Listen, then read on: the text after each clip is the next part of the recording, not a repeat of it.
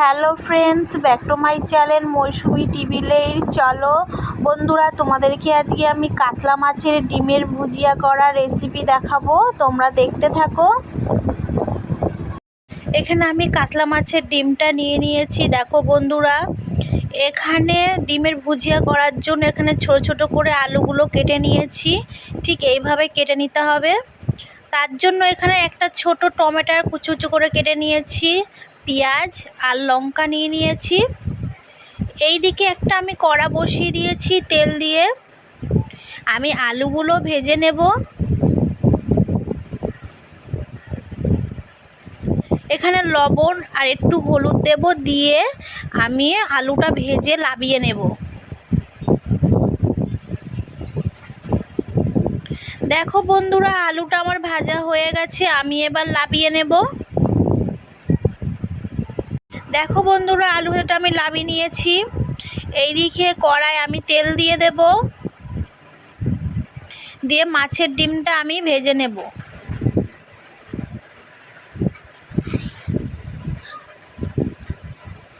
দিকে লবণ আর একটু হলুদ 1 চামচ করে দিয়ে আমি মাছের ডিমটা আবার একটু ভালো করে ভেজে নেব।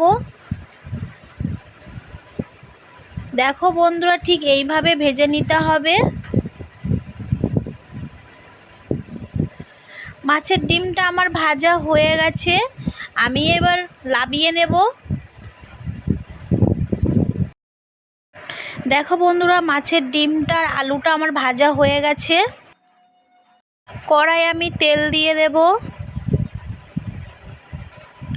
তেলটা আমার গরম হয়ে গেছে বন্ধুরা, আমি এবার পেঁয়াজ কুচিয়ে রেখেছিলাম, পেঁয়াজটা ভেজে নেব।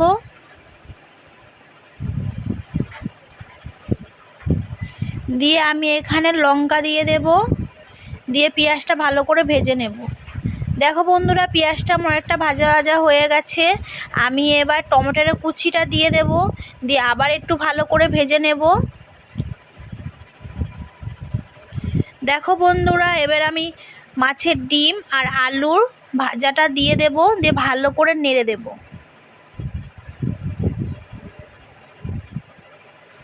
দেখো বন্ধুরা, এইভাবে ভাজতে হবে। দেখো কত সুন্দর লাগছে দেখতে।